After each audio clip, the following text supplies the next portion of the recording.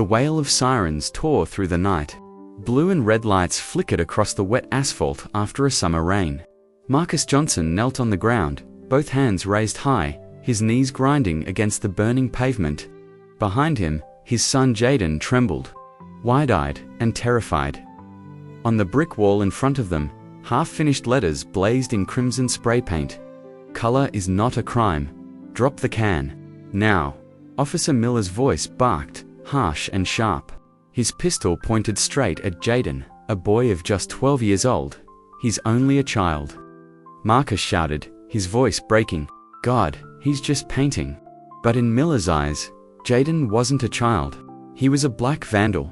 And in this society, that was threat enough. The moment stretched taut, every heartbeat thundering in Marcus's chest. He knew one wrong move, one twitch too fast, and everything would end in gunfire.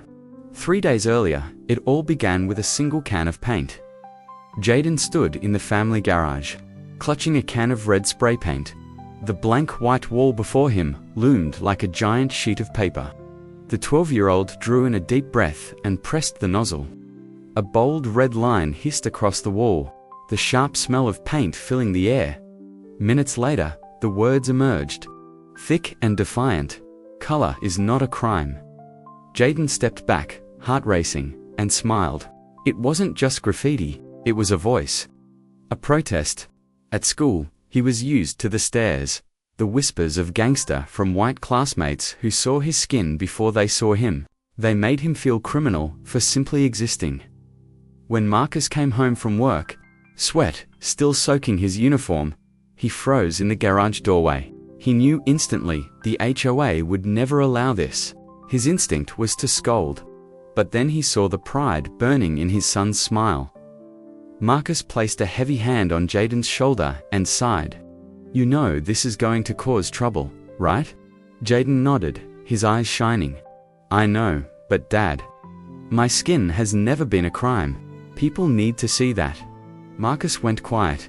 In those eyes, he saw himself as a boy, a child who had once wanted to shout the same truth, but had been forced into silence. 2 days after the first painting, the letter from the HOA appeared in their mailbox. A thick white envelope, sealed with a crimson stamp that looked like blood. Lena, Marcus's wife, tore it open, her face falling as she read the bold print. "The Johnson family is in violation of Regulation 14B, no painting, marking, or altering of garage walls without prior approval of the Homeowners Association. Action required. Remove the graffiti within 48 hours. Failure to comply will result in penalties." At the bottom, scribbled in ink, Thomas White, HOA President. Marcus crumpled the paper in his fist and hurled it onto the table. Always him. Dinner that night was heavy. The family sat around the worn wooden table. Lena, still in her nurse's scrubs, eyes red from a long shift, set the letter down and whispered, "Marcus, we can't afford to fight the HOA if they fine us. I don't know how we'll manage." Marcus clenched his jaw, fire in his eyes. "You want me to erase it? You want me to teach my son his voice doesn't matter?" Jaden sat quietly in the corner, eyes fixed on the red words in the garage. He murmured, "I won't erase it. If they make me, I'll paint it again. As many times as it takes." Silence. Only the clink of silverware on plates at the end of the table. Aisha, Marcus's mother, watched them all, her silver hair spilling over her shoulders. Her voice was raspy, slow. "Back then, they banned us from schools, from seats on buses. Now they ban our voices from our own walls. But every rule has its breaking point." Marcus looked up at his mother. He understood then, this fight was older than him, and now, it was being passed to his son. The next day, Marcus drove to work. His old pickup rattled along the pristine streets of white houses and manicured lawns. It stood out like a scar. The light turned green, he started to turn, flashing blue lights lit up behind him. A siren screamed. Marcus sighed and pulled over. Officer Miller stepped out, broad-shouldered, cold eyes fixed. His hand rested on the holster at his side. "License and registration." Marcus handed them over calmly. "Is there a problem, officer?" Miller scanned the papers, smirked. A truck this old, driving through here, raises suspicions. Where do you live? Down the street. Number 24. Just got off work. Miller narrowed his eyes, scanning Marcus up and down. Really, most people wouldn't think so. Marcus bit down hard, swallowing his anger.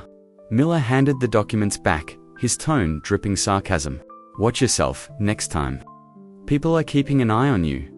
Marcus drove off, hands trembling on the wheel. He knew exactly who people were. A whole system waiting to turn his skin into evidence of guilt. That night, back in the garage, the words, "Color is not a crime," glared red against the wall. Marcus stood there for a long time, staring. A single wall, yet it had become a battlefield between his family and the entire neighborhood. Saturday afternoon, the community hall was packed. Wooden chairs, lined in neat rows. A banner above the podium read HOA meeting, preserving beauty and safety of our neighborhood. Marcus, Lana, and Aisha sat in the back. Jaden sat between his parents, fingers gripping the edge of his chair, heart pounding. He felt every eye in the room burning into his family. At the podium, Thomas White, the HOA president, straightened his red tie and spoke loudly. We are here today to discuss a serious issue, the graffiti on the Johnson garage. It is vandalism, damaging the appearance of our community. Murmurs rippled through the room. Some nodded in agreement, others avoided Marcus's gaze. Marcus rose, voice steady. That is not vandalism. That is art. It's my son's voice. Thomas White smirked. The HOA does not care about voices. We care about order and uniformity. If everyone painted as they pleased, this neighborhood would look like a slum. Jaden suddenly stood up, his small voice trembling but firm. But my skin is not a crime. Why do you want me to stay silent? The room fell silent. A few faces flickered with doubt, but Thomas White flushed red, slamming his hand on the table. This is not a place for children to speak. A white woman in the front row added, I don't feel safe seeing words like that. It makes outsiders think something is wrong with our neighborhood. Marcus spun around, voice choked with fury. Outsiders. We live here. We pay taxes, fees, contribute like everyone else. But in your eyes, we are always outsiders. The air grew suffocating. The meeting ended with a threat. If the graffiti is not removed within 24 hours, we will call the police. That night, Jaden couldn't sleep. He clutched a spray can and slipped out into the street. His young heart throbbed with defiance. If they erase our wall, I'll paint another. I'll make them all see. Under the yellow streetlight, Jaden sprayed on an abandoned wall near the park. Hands of many colors reached upward. Beneath them, the words, "Color is not a crime." The hiss of paint was sharp, but suddenly headlights blazed. A siren wailed. Freeze. A harsh voice barked. Jaden jolted, the can clattering to the pavement. A heavy figure lunged, slamming him down on the cold cement. It was Officer Miller. Think you're clever. Miller snarled. Just like your father, always trouble, Jaden sobbed, struggling. I was just painting. I didn't do anything wrong. Marcus arrived, sprinting, shouting, let him go. He's just a kid. Miller snapped open his cuffs, the metallic click echoing. A kid who vandalizes is still a criminal. Marcus dropped to his knees, hands raised. The glint of Miller's gun caught the streetlight.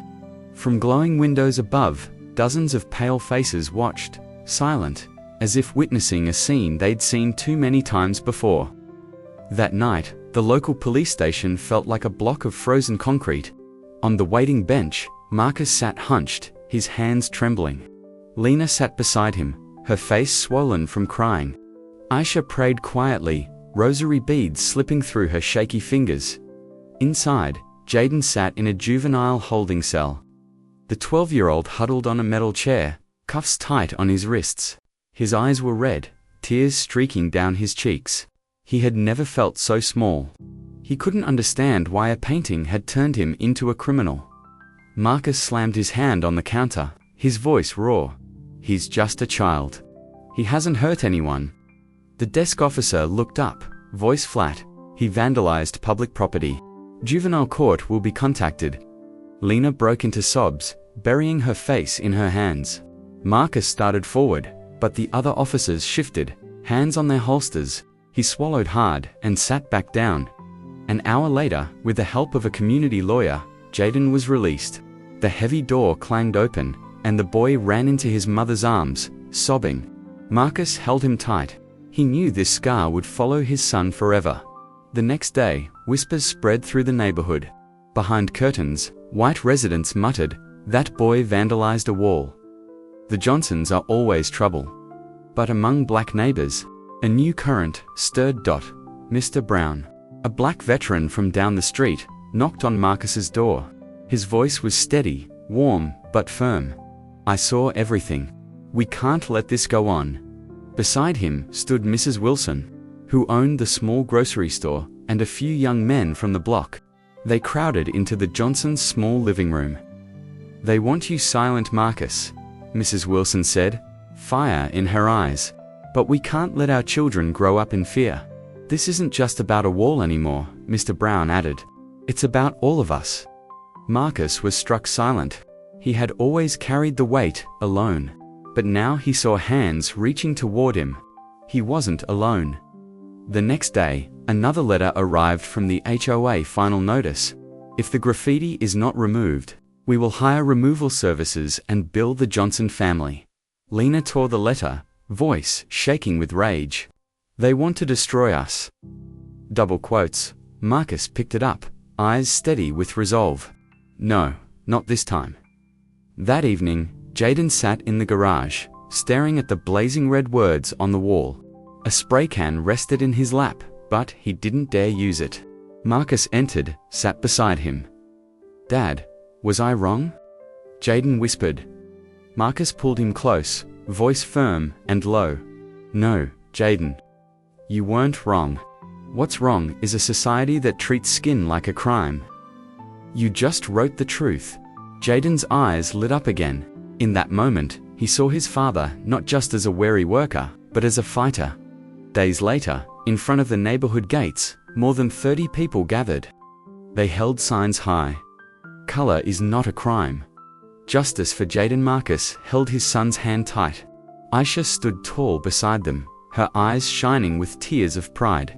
Their chants rang out, echoing down the quiet suburban street. From a distance, Officer Miller arrived with other policemen.